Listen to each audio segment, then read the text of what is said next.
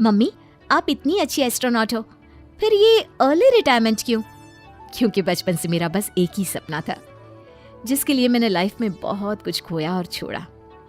लेकिन अब इस अर्ली रिटायरमेंट के जरिए मैं बस तुम दोनों के साथ और पास रहकर बिना किसी हड़बड़ी की जिंदगी जीना चाहती हूँ। सास की बात सुनकर काजल मुस्कुराकर चली जाती है।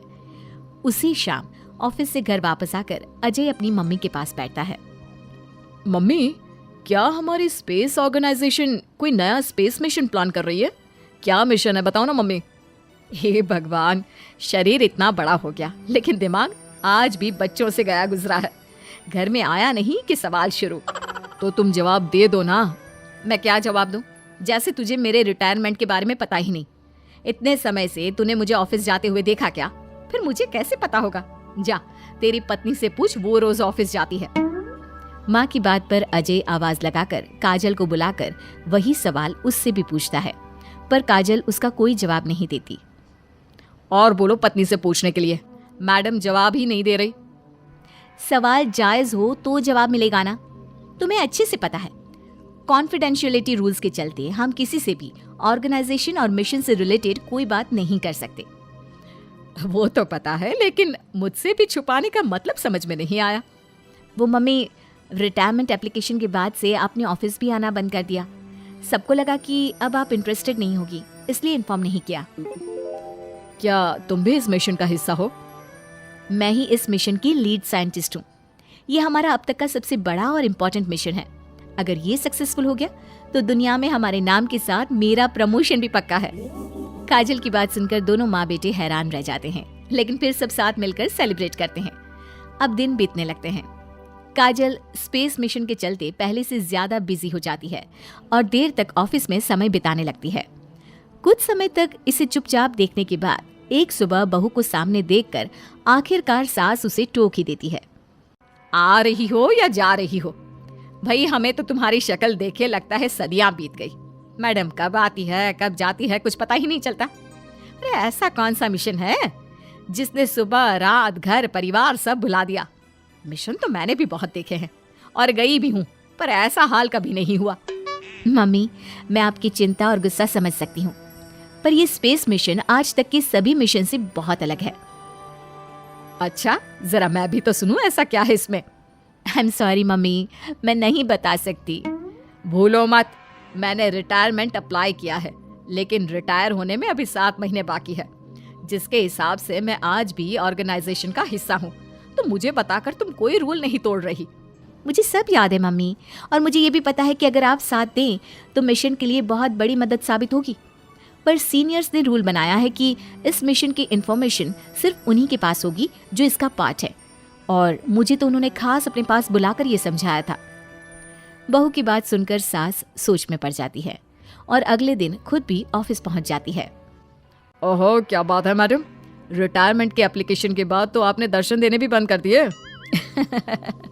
अरे सर, अगर ईद का चांद रोज निकला करता तो क्या उसका स्वागत इतने जश्न से होता? इस पर सीनियर भी हंसने लगते हैं और दोनों कैबिन में जाकर बैठ जाते हैं, जहां सास बातों बातों में नए स्पेस मिशन के बारे में पूछती हैं। वो उन्हें मिशन के बारे में सब कुछ बताकर तुरंत एक इमरजेंसी मीटिंग बुला लेते हैं, जिसमें साइंटिस्ट की टीम और काजल के साथ एस्ट्रोनॉट्स की पूरी टीम भी होती है। तो ये है हमारी टीम, जो सब कुछ भूल कर दिन रात इसी मिशन पर काम कर रही है। अगर आप भी हमें ज्वाइन कर ले तो सोने पर सुहागा हो जाएगा। अगर आप मुझे टीम में चाहते थे तो पहले कांटेक्ट क्यों नहीं किया? आपने स्पेस में ना जाने के फैसले के साथ डेस्क जॉब का भी इनकार कर दिया और अर्ली रिटायरमेंट के लिए अप्लाई कर दिया, और फिर पिछले 1 महीने में किसी के साथ कोई कांटेक्ट भी नहीं हुआ। इसलिए हमने सोचा शायद अब आप ब्रेक लेकर इस सब से दूर रहना चाहती हो, और इसीलिए किसी ने आपको परेशान करना सही नहीं समझा। बात तो आपकी सही है, फिर भी एक सुझाव देना चाहूंगी। ये जो आप कर रहे हो ना, ये मिशन नहीं, साफ सुसाइड है। एक साथ इतने सारे लोगों को स्पेस में 6 महीने रहने के लिए भेजना आसान काम नहीं है, और ये बात मुझे आपको समझाने की जरूरत नहीं होनी चाहिए। हमें सारे कॉन्सिक्वेंसेस, स्पेस नेचर, मिशन की मुश्किल सबका पता है, और ऐसा करने वाले हम पहले नहीं हैं, इसलिए ये भी साबित है कि काम हो सकता है। आप सिर्फ एक एक्सपेरिमेंट के लिए इतने सारे लोगों की जान और मेहनत को दांव पर लगाना चाहते हो?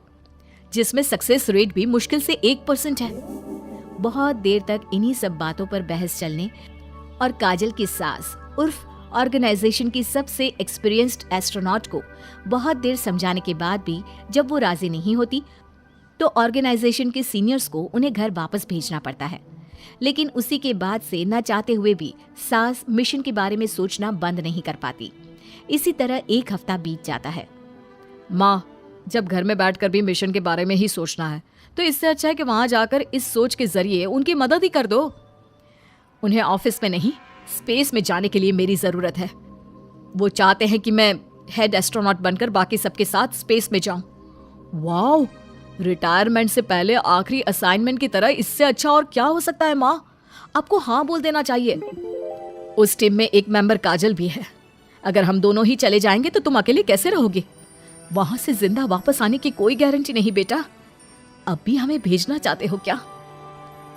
जिस दिन से आपको पहली बार स्पेस में जाते देखा है तभी से ये डर और पॉजिटिविटी दोनों साथ लेकर जीना सीख गया हूं। आप जाओ माँ, मुझे पूरा भरोसा है आप दोनों वापस भी आओगे और देश के साथ मेरा नाम भी रोशन करोगे।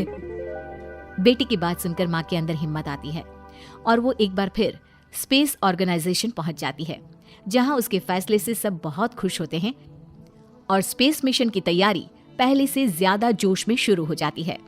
कुछ ही समय बाद दोनों सास बहू स्पेस में पहुंच जाती हैं। आखिरकार आज मेरी साइंटिस्ट बहू एस्ट्रोनॉट भी बन गई।